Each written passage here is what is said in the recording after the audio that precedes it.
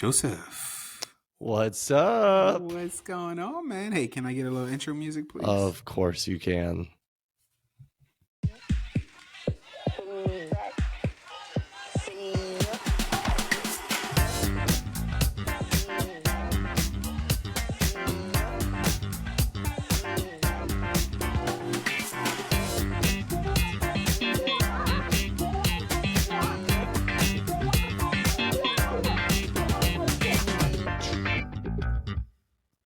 Best intro music till this day. It's only been 3 times. So. What's going on, man? Nothing much. Same old, same old. Same old. Tonight was interesting. With what? With the games. It's kind of, we never done an episode this late.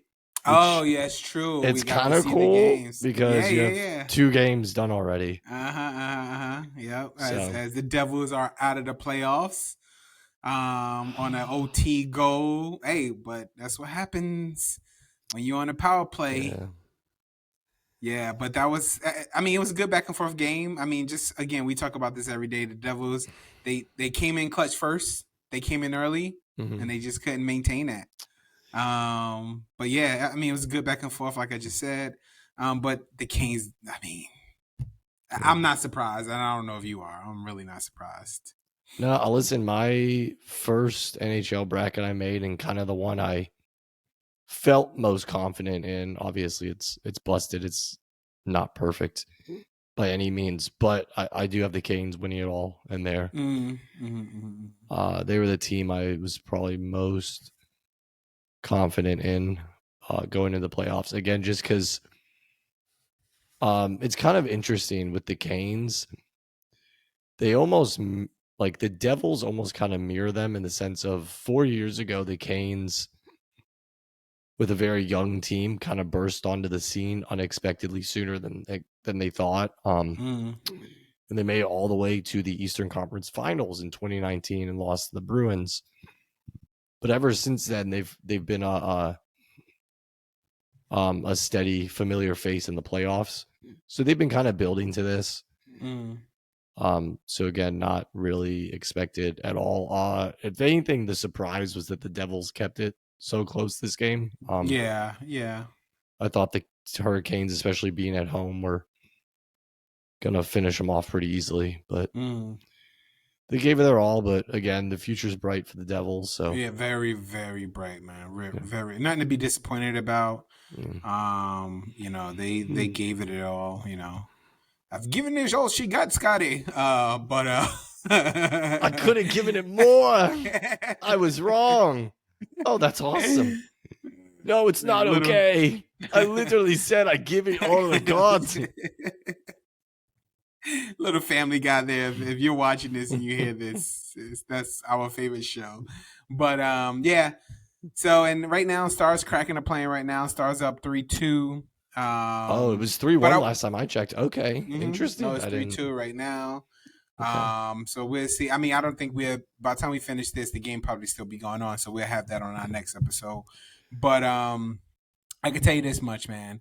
You were spot on yesterday when you mentioned when you was talking about the Knights and the Oilers and how you were saying it was a blowout every game. Well, we both were. You said the same thing.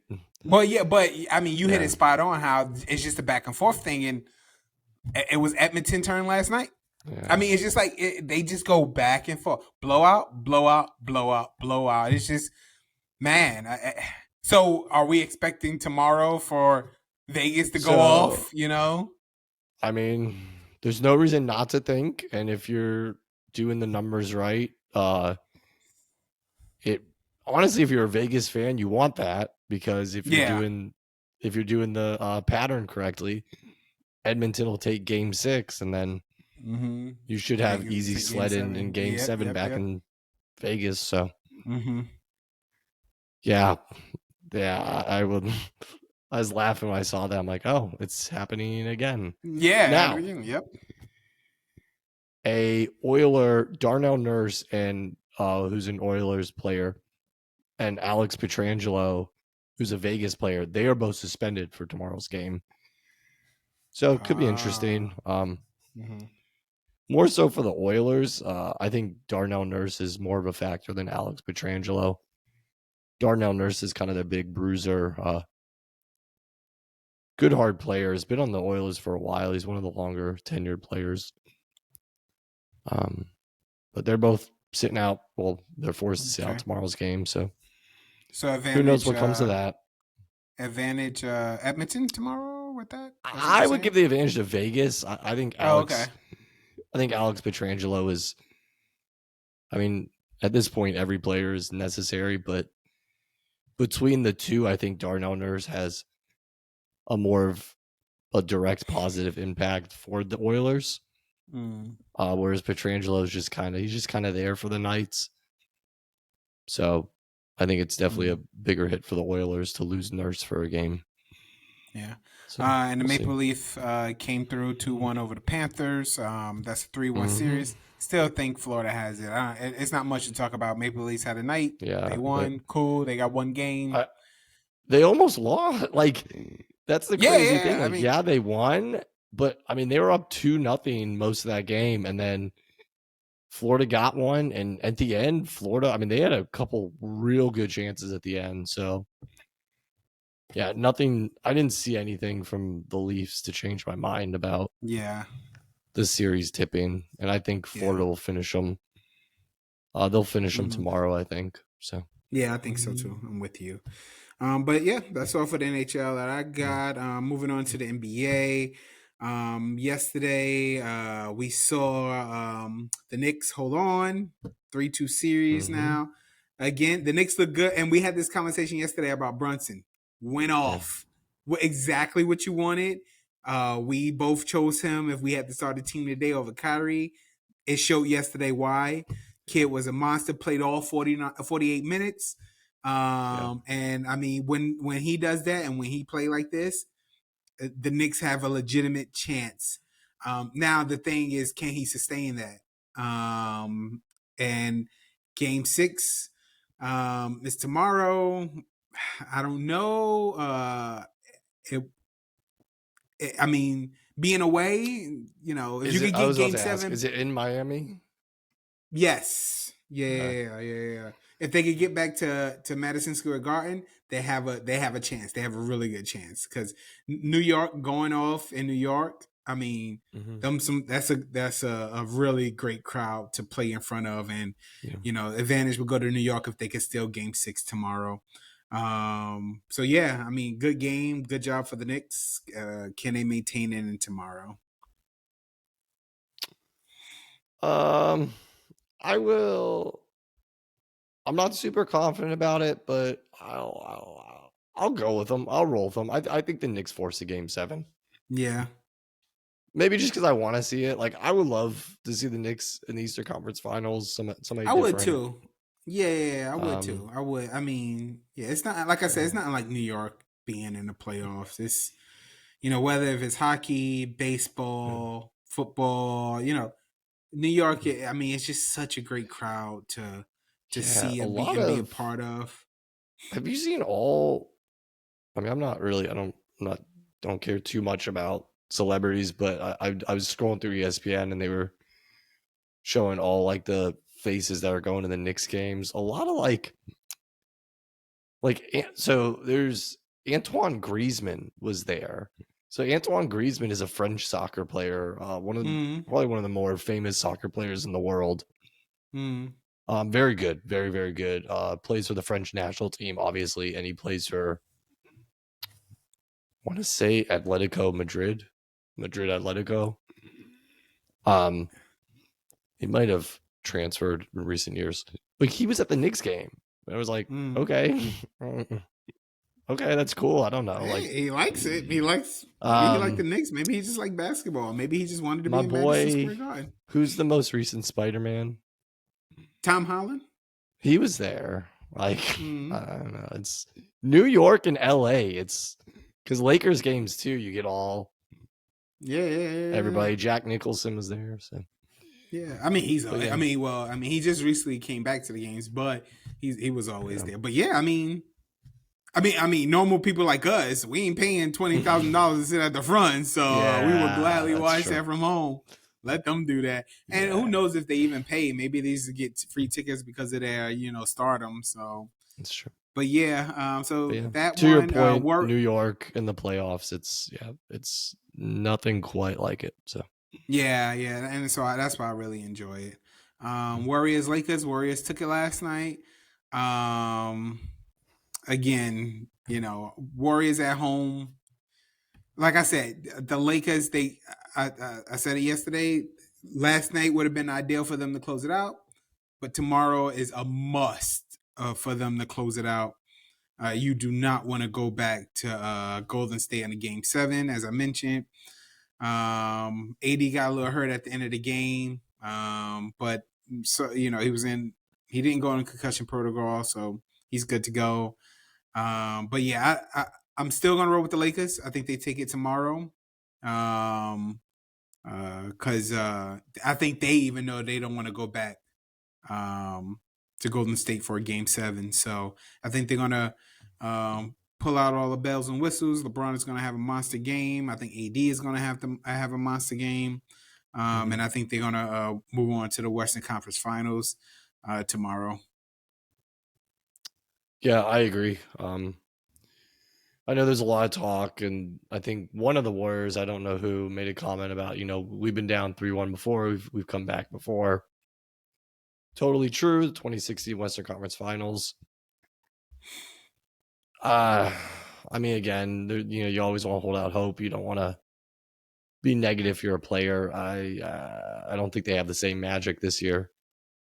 So I think the Lakers they'll finish it tomorrow at the Staples Center. Yeah. And I think, and again, if they do close it out, then they will be playing the Nuggets because they are demolishing the Suns right now. Last time I checked, they were up by like over 20. So yeah, it's 79-51 in the second. In halftime, they scored 79 at halftime in the playoffs. But I mean, the Suns are down Chris Paul. They are down DeAndre Ayton because he had some rib issues. So yeah, again, the Suns. Cool season. Try to get KD to win, and that didn't happen. I mean, it'd be interesting to see what happens next with the Suns. As Chris Paul is another year older. Durant, does he want to stay long term? Are they building around Atten and Booker? Who knows? They have a lot of questions to answer. Nuggets in the West. I mean, they just look real good, dude. Yeah. So that was actually going to be my next question to you. Assuming Suns go out tonight, to me, this kind of feels like I think they'll make the playoffs next year. But the Suns? Yeah, but I don't think it felt like after 2021 they were building to be kind of the next dominant team in the West. And I think this is just one of those cases where that's not going to come to fruition. I mean, you can't have a trade during the off season. I mean, during the mid season and expect, even if it's KD, I don't care how great of a player it is. You just can't come on the team and expect to win it all. Like, what are they? They not. But built, they have such a good team even outside of KD. I mean, 2021 they had the finals team without KD. Yeah. I don't know. Yeah, I agree with that. I don't think they need a KD. Yeah. Yeah. I guess ultimately I don't see the Suns going back to the finals anytime soon. I guess is my ultimate point. Like I love Booker and I like Deontay. But I don't know. I don't know. Yeah. I don't. Again, it depends on what they do in the off season. They have a lot of questions to answer during the off season, so we just got to see the direction that they go with that. Celtics pulled it out tonight against the 76ers. Tatum had a fourth quarter, went off. Dude. Series tied 3-3 going back to Boston. I said if it goes back to Boston, I think Boston takes it. The 76ers did not look good. I saw Joel Embiid. He was talking at a press conference like, hey, last 4 minutes, I didn't even touch the ball. I mean, Makes sense. Like that. Now I see why you lost because you didn't touch the ball. You're Yeah. absolutely right. And so, if that So happens, game 7, there's no chance that the 76ers win that game. Celtics in 7 for sure. did you see the last quarter? Yeah. Did you get to watch it all? Okay, dude. Yeah. Look, I'm gonna roll with the Sixers because again, I picked them to beat Boston in my bracket. I'm scared though. Like they should have won this game. The last 2 minutes, they missed a shot. Boston got a rebound, and Boston sprinting up the court, and you just see Joel and James like kind of like just walking. It was almost like they thought there was less time than there was, and even my girl Doris Burke was like, "What are they doing?" Like, there's still a lot of time left in this game. You're only down by, I think they were like down by 5 at that point. And they were kind of acting like it was over already. I don't, it was a weird ending to that game. I mean, look, kudos to Tatum. I think he scored more points than the 76ers did in that quarter or something like that. I saw a crazy stat. Yeah, it was. I mean, when I checked, I think there was only like 20 or 10 seconds left in the game. The Sixers only had scored 11 points in the whole fourth quarter. Yeah. Yep. And Tatum scored, I think, I don't know what happened. 16 or 17 or something like that. Yeah. Yeah, so it was. That was. And this is what I'm saying. Again, Boston has that kill now mentality, like that mentality of like, yo, we're winning. We're taking this. And the 76ers, they just, like, to me, the 76ers are like, it seems like spoiled brats almost. Like, they like, oh, we don't have to do much. We don't have to do much to be pretty. You know what I'm saying? Like, and again, I don't know what episode. I don't know if it was 7th or 8th episode we did, but I made a comment about PJ Tucker and how, he was like, I was like, kudos to him because he's like pumping up, Embiid and pumping up the team and everything like that. But then after what you just said and watching these games, I'm like, it's the MVP of the league. Why does he need to be pumped up? Like, why is PJ Tucker telling him, let's go, we can do this? No, it should be the opposite way around. You should be the leader doing this. And so it just shows in their game. It's, and I kind of feel bad because I think they had how long have we been trusting the process with the Philadelphia 76ers? That trust is getting really thin, guys. Come on now. This was the year you had the number 1 seed got kicked out in the first round. That opened every gate for y'all to win this game. And y'all playing like this? No, I'm not even a fan of 76ers, but I'm a fan of good players winning. And and Joel Embiid, like, why do you have to pump up Joel? Dude is a monster. Can play just so flexible. He's amazing talent. He has one of the best shooting guards, point guards, and James Harden right next to him. This team is built to win, and they're playing like this. It is frustrating. Yeah. So the only point I'll make, that was very eloquently said. The only point I'll make, I think it's interesting, is I don't know which one of us made this comment when we were talking about the NHL playoffs, but we talked about how Florida's just been dominating Toronto. This was before Toronto won Game 4. And we mentioned how it's like Toronto, they finally got over the hill by winning a first round series by beating Tampa. And they came into the second round almost feeling like that was all they came to the playoffs to accomplish. I kind of almost feel like that with Joel right now, in the sense of he finally won the MVP when, I mean, many people argue that he should have won it last year, maybe even the year before, to where it's like he won it and then it's like, okay, I accomplished what I was trying to do this season. I don't know, you're up 3-2 in the series, man. Like, I don't know. It's weird. It's like he kind of just has checked out a little bit after he got the award. Yeah. When, like you said, it should be the opposite. It should be like, you got this award, and I go show everybody why you won it. Yeah, you won. Yep. Because what's going to happen is, I didn't see the exact standings. I'm assuming Jokic got second. Yes, he's probably runner up. Yes, okay. Yes. Yep. Right now, he's looking like the MVP in these playoffs. Yeah. So I don't know. Like, it's just weird. Mm-hmm. I hope the Sixers take Game 7, but I don't know. Tonight was a golden opportunity, and in a game I didn't think they were going to win. I had the Celtics winning tonight, but when the Sixers went into that fourth quarter with the lead, I felt good. I'm like, all right, they're going to close out in 6, but I don't know. That was, and I think it's going to be very the same thing uncharacteristic of a Doc Rivers team. So yeah, and again, I think the same thing is going to happen in Game 7. I just don't see there's no. After watching that game in that fourth quarter, there's no reason to believe that Philly still has a chance, in my opinion. I know you think they're going to pull it out. I didn't see anything.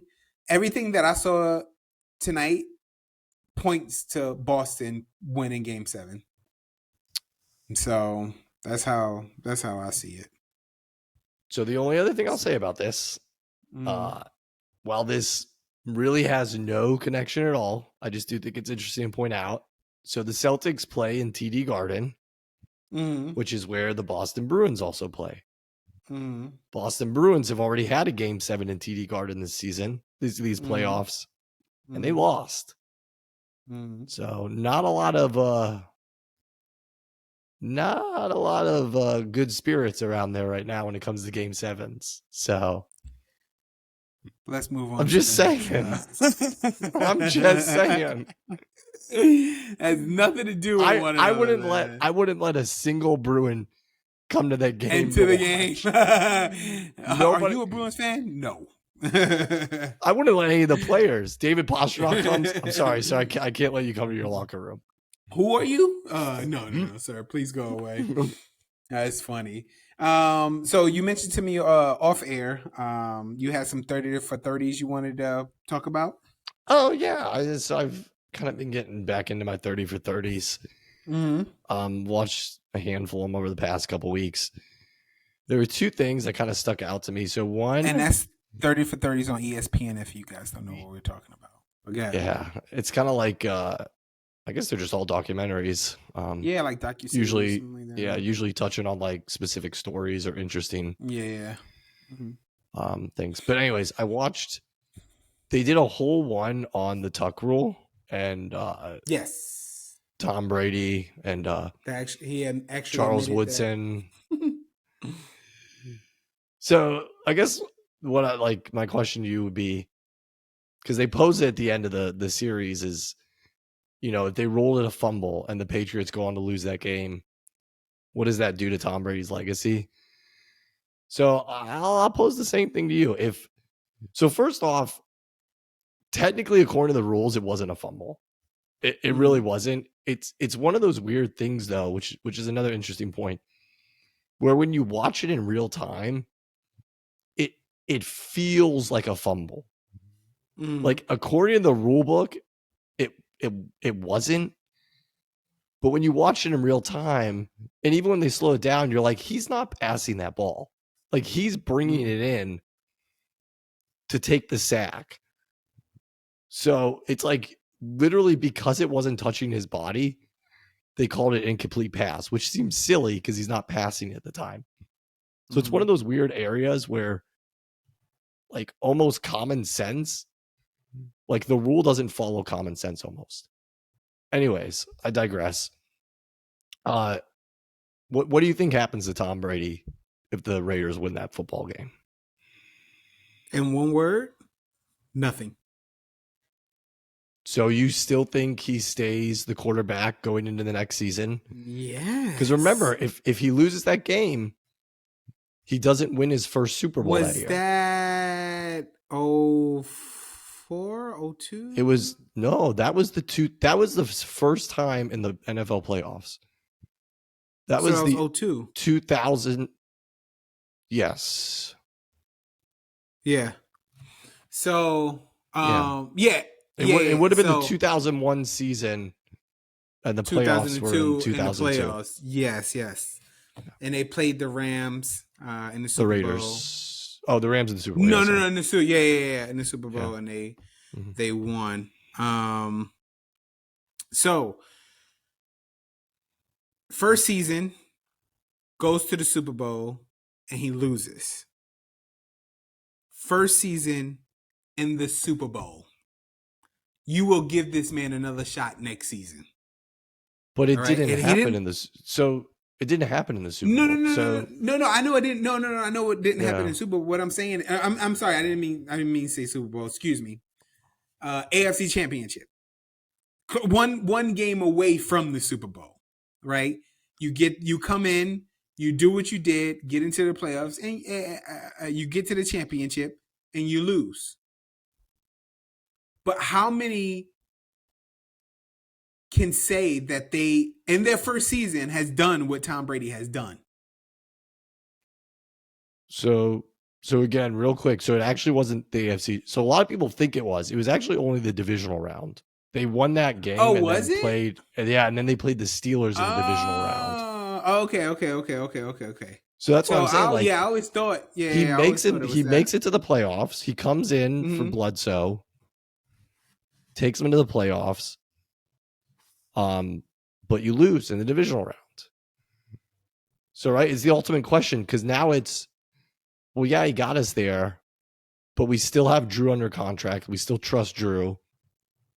Do you, going into next year, do you start Drew and then Tom goes to the bench and, I don't know, maybe eventually gets traded? And so this is more like a what if. that's what I'm saying. sort of If thing? if that fumble stands, Yeah, and and the they Raiders lose, go on to win that game, what happens to Tom Brady? so that means he automatically doesn't win. He doesn't win the Super Bowl that year, like what actually happened. Yeah. So now, instead of having a Super Bowl winning quarterback, you have a quarterback who did very well in unexpected circumstances, but doesn't take you to the Super Bowl. Is he your starting quarterback at the very least going into next season? Or do you go back to Bledsoe? So I just did a quick search of Drew Bledsoe. So at that time he was 29 years old. So Okay. are you? So in That's football not that years, old that's for a lot. quarterback. Not In for football a quarterback, years, though. you don't think? You think and for that, a quarterback? But at that time, like right now, is completely different because of where we at as far as technology and medicine and working out and all that stuff like that, and that's why Brady was able to play for as long as he did. But at that time, with that injury, are we taking an injured quarterback who just came off an injury and starting him, or are we going with our rookie quarterback who got us to the playoffs? So if he didn't win, I could definitely see. So let's play this scenario out then. Make it to the playoffs, then we go into the offseason. They're dueling it out during the preseason workouts. Bledsoe wins, have a horrible season midseason. Tom Brady comes back in and leads them again. Either way, I think either way, Brady was meant for this. Either direction it went. Now, I think the question could have been, what would have happened to the Patriots? Because let's say they didn't roll with Brady, they rolled with somebody else, and then Brady found a new home somewhere. Is he winning championships for another team, for another franchise? Yeah. So I think that question could be posed. That was actually my next question is, so let's say they do roll with Brady. Is he as successful as he is? Because I think you could make the argument that I don't care what he says. I don't care what he tells you. I don't believe Tom Brady went into those playoffs thinking he was going to win a Super Bowl. Maybe he hoped. Maybe he's like, I'm going to give it all I got. But I find it hard to believe that the whole time he's like, we're going to win the Super Bowl this year. But I think winning that Super Bowl when everybody counted you out and under those unexpected circumstances, I think that did a lot for his confidence, and that changed his whole mental state. I think it has a lot to do with him winning 6 more after that. So if he doesn't win that Super Bowl, maybe he wins a couple. I don't think he's the Tom Brady that we know of now. Even if he won a couple, he wouldn't be the Tom Brady that we know now. I mean, I think he'll be great, but if he only wins 2 Super Bowls, I don't think you can make an argument that he's the greatest quarterback of all time, because you have quarterbacks that won 4. So 4 is the great talk. You need 4 to be great. Well, you have to compare it to what happened in the past. So Terry Bradshaw won 4, and Joe Montana won 4. So at the very least, you have to supersede 4 before you could even start talking about being the greatest quarterback of all time. Okay. I don't think he gets close to that number if he doesn't win that Super Bowl that year. So. Yeah, honestly, I just don't see. So let's put it like this, though. I'm glad it happened. I'm not glad that Bledsoe got hurt. I'm glad it happened because you know what? We saw something that, 7 Super Bowls. He was 7-3, I want to say. 10 World 10 I'm about to say World Series. 10 Super Bowls I think he was in. Yep. Won 7 of them. Yep. I mean, we always hear things because of our age, like, oh, back in my day, we saw this or we saw that, and this person was great and that person was great, and all these championships and everything like that. But we actually got to see it. We got to see Tom Brady, do this, and that was, a spectacular. So I'm happy. I'm really happy it happened, and I was able to see it. But to say, if he didn't get it to start, if he would have lost in that divisional round and didn't make it to next season to play, I think he was still destined for greatness. I just personally believe that. I mean, because he, to me, Tom Brady was probably the one, besides when Randy Moss went there. He led every single team without having that superstar. He didn't need that big time player. They had a great defense. They had a smart coach, and he ran that offense well. And so kudos to him for doing that. And that's why I think he's always been, he's been due for greatness. Tom Brady is Tom Brady. Same with Jordan. He's like the Jordan of football to me.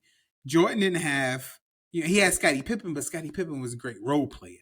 He wasn't a show-stopping player, Tom Brady, again, besides having Randy Moss, who was a superstar wide receiver, Tom Brady didn't have anything. But what he had, he made them into what he needed to be great. And so I think anywhere Tom Brady went, he would have did the same thing, in my opinion. That's what I choose to believe. So, yeah, good question though. Really good questions. Yeah, I had to, with it being our 10th episode, I had to bring Tom Brady in somehow.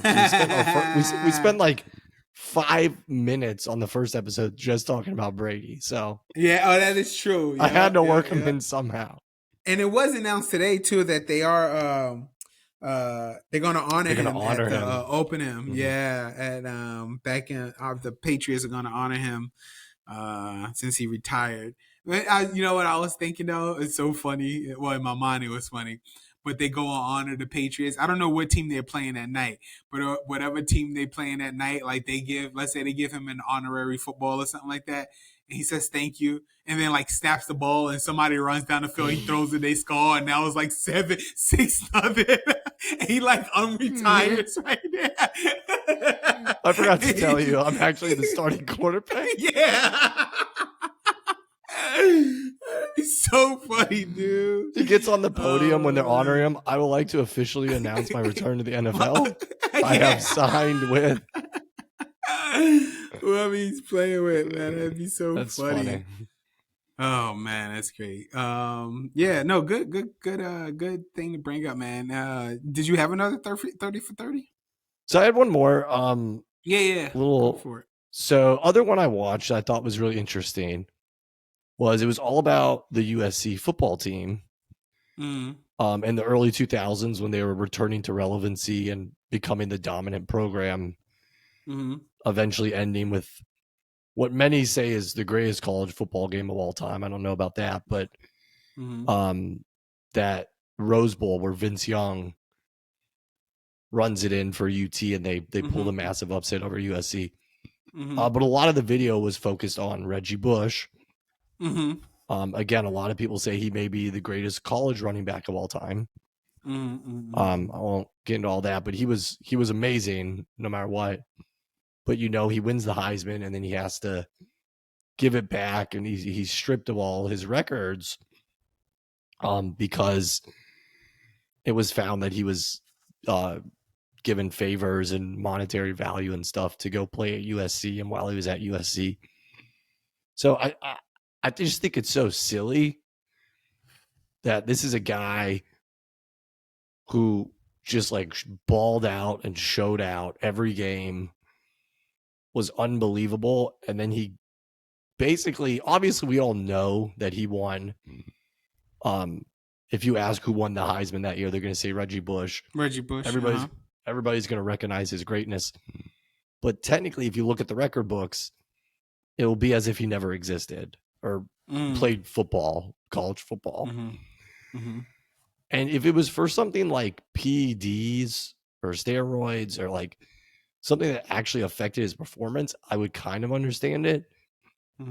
But I think it's ridiculous that because he did something that almost every major college recruit probably does, let's be honest, that if you're going to a school like USC or Alabama or one of the big time schools, you're probably getting something from the boosters. Yeah. And now they've pretty much made it legal with NILs.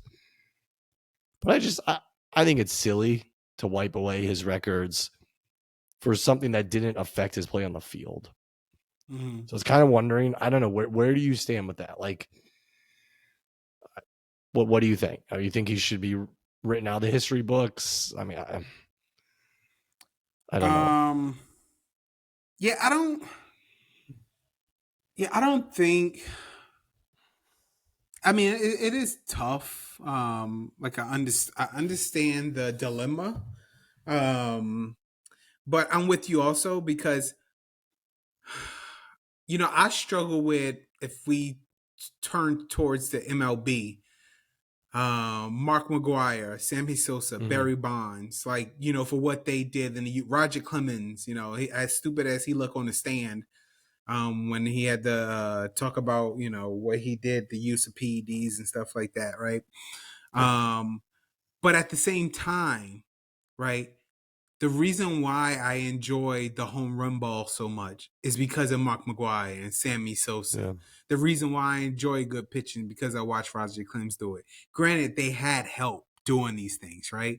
But I also see it as something like wrestling. I mean, even though it's a fake sport, but I mean, wrestling has been around for generations and is one of the most entertaining things to watch, right? But obviously, the way that how big these dudes are, and to do it on a nightly basis, they have to take something to keep up with the demand. But again, it's entertaining. It's what we watch. College football. For those who didn't attend USC but enjoy good talent, Reggie Bush was that. Yeah. I didn't go to USC. At the time I probably didn't even know where USC was. But watching Reggie Bush light up the field day in and day out, him and Matt Leinart, that was, watching Pete Carroll play. I mean, they had like an absurd like winning streak. It was like 30 some odd games or something like that. Yeah. It was so entertaining with Texas. Yeah. Yeah. That's why it was such a big deal, because it was so entertaining to watch. And so there are rules that are in place to protect, I guess, the face of the game or the goodness of the game. In any sport, they have rules, right? Those rules are broken, there needs to be consequences, unfortunately, right? But so then the question goes, okay, who do we break these rules for certain play? Do we bend these rules for certain players? Do we look the other way because of the outstanding season that USC has, that Reggie Bush has, the Heisman Trophy winner, and all this? Like, do we bend the rules because USC themselves had such a successful season? College football, the people behind the scenes had a successful season. All eyes was on Texas and USC. It was the biggest upset. So many people watching Vince Young being lifted in the air. Yeah, it's just you enjoy this and you see it as a fan, but now do we have to, as again, the people who actually run this show behind the scenes, the big money guys, do we diminish the reputation of what just happened to this player, to this coach, to this college? Like, do we do this? And unfortunately, I think the answer is yes. Like, I get why they did it, because again, there are rules in place. If it wasn't for these rules, then what's the point? Are we going to start watching sports as if it is wrestling?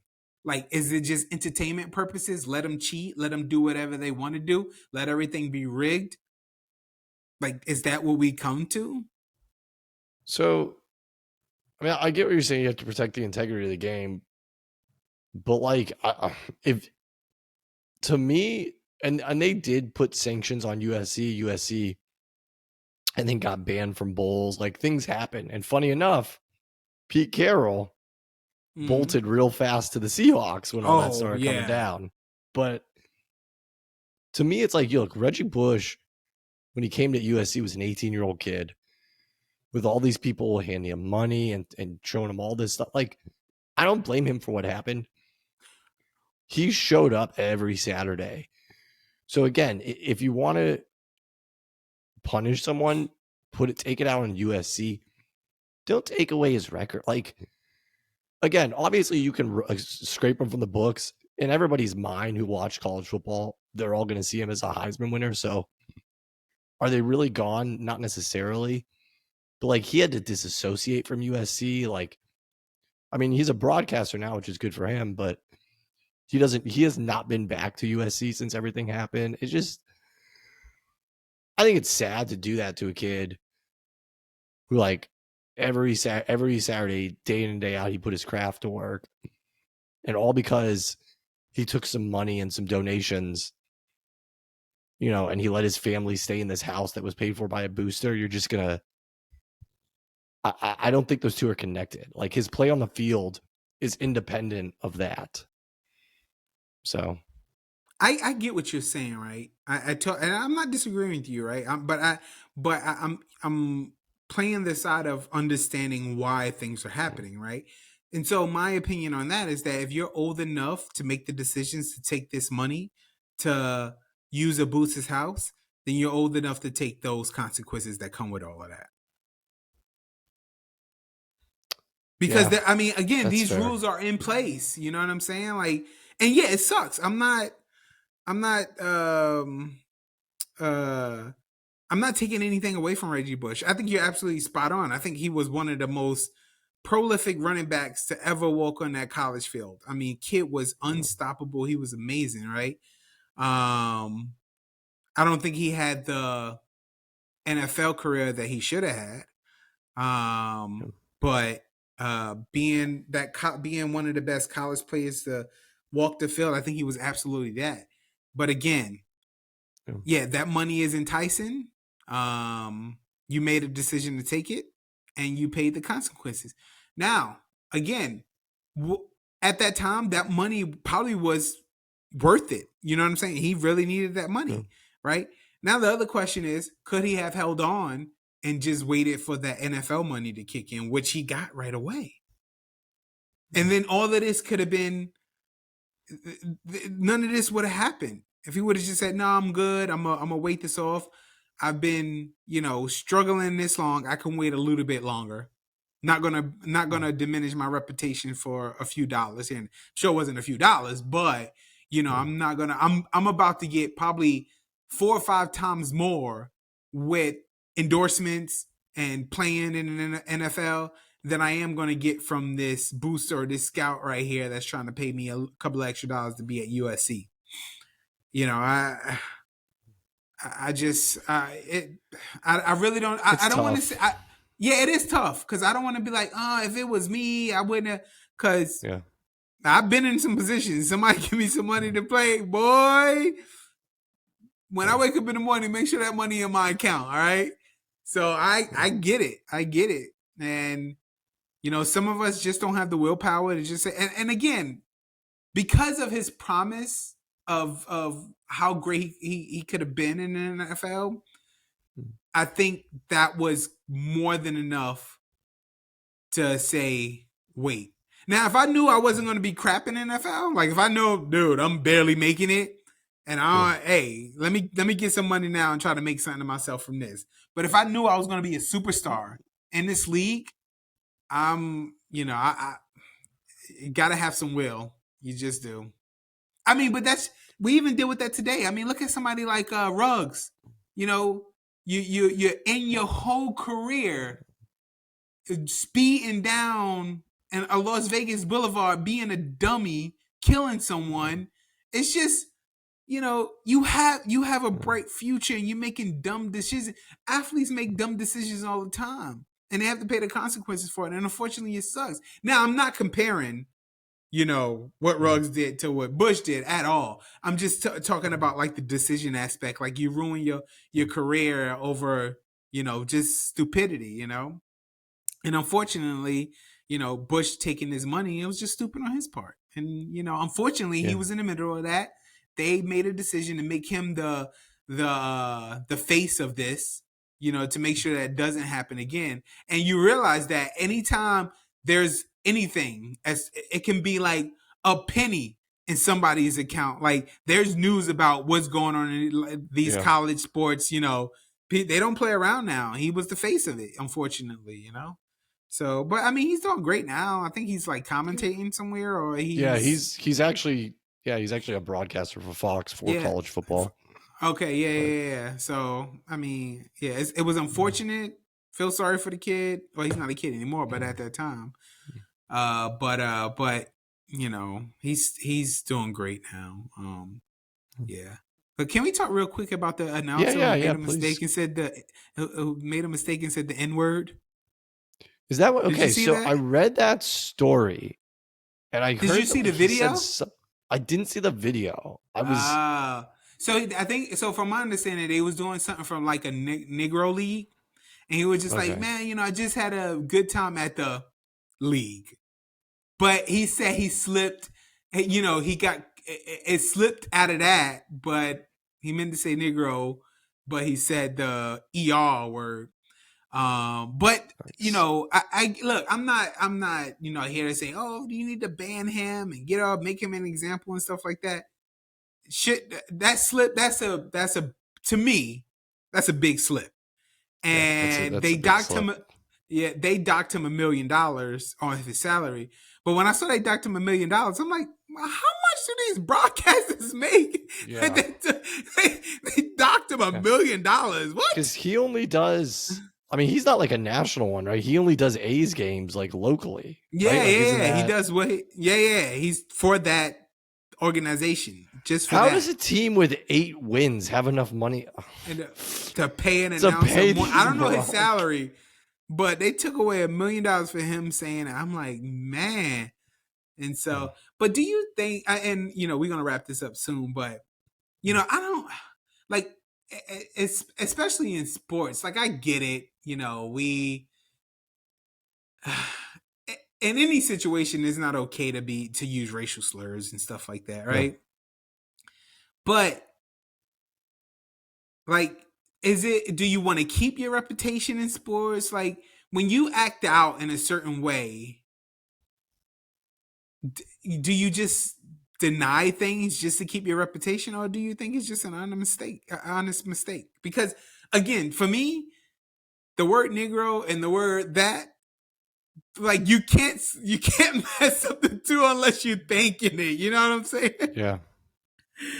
So yeah, I mean, I'm kind of surprised. I'm honestly surprised he hasn't been fired yet. Yeah, I am too. When they said $1 million, I was just like, that, like that's it. Like that's so.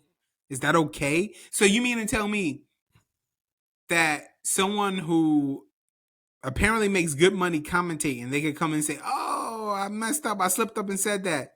Okay, let's little pat on the wrist, take away $1 million. That's it. I mean, race is a hard, not race, but like, what's the word I'm looking for? Like being, I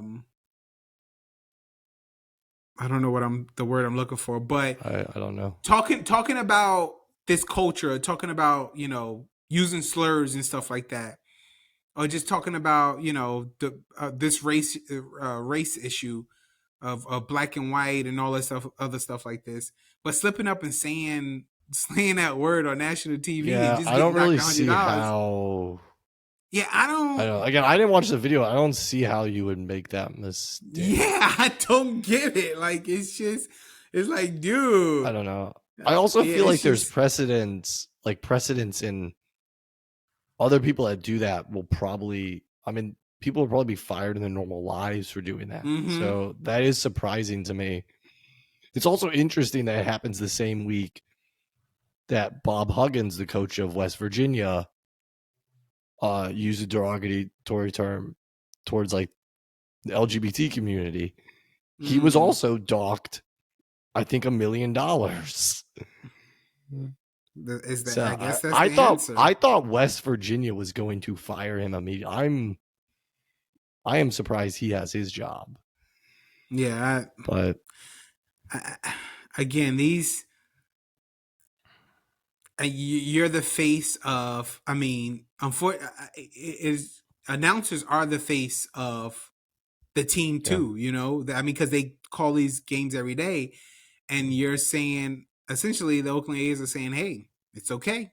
Hey, we're just going to take away some money." West Virginia is essentially saying, "Hey, it's okay. You can say whatever you want about the community." It's.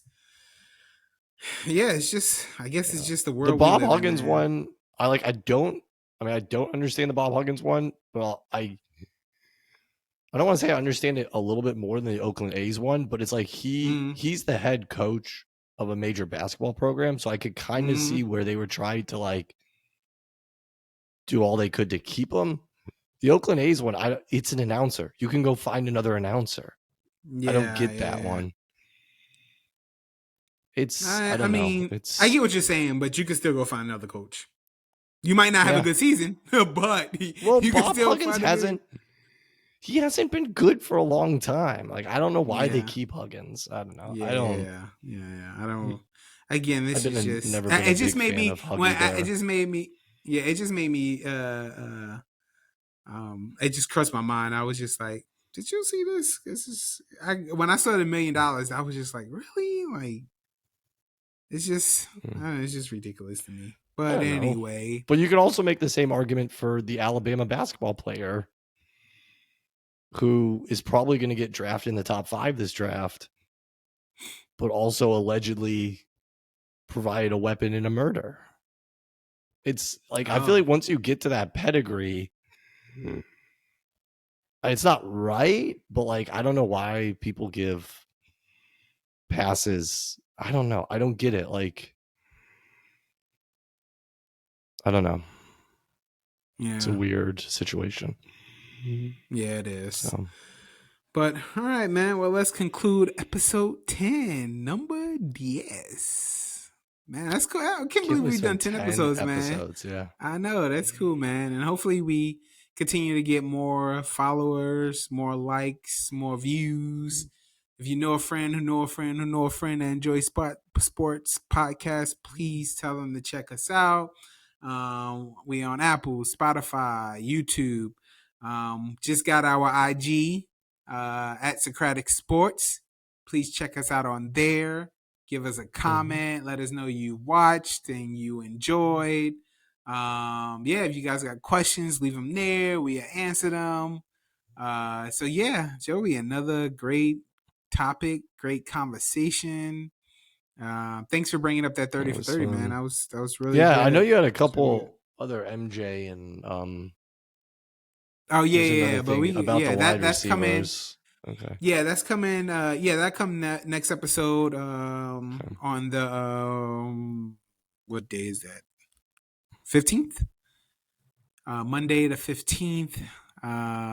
We will talk about. I saw a great MJ quote from Sports Center, and then also they released. Which we will talk about also. The upcoming NFL season schedule that came out. They had the. They also put out the best wide receiver core. Best wide receiver core. For the season. I just wanted to run down the top 5. If you thought something was surprising. So we'll talk about that next podcast. But until next time, Joey, you want to get us out of here? Sure.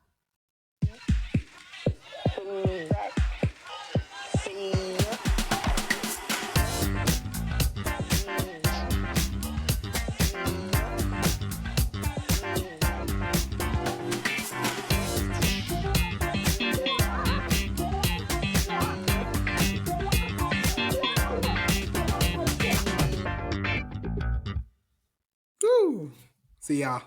See ya, everybody.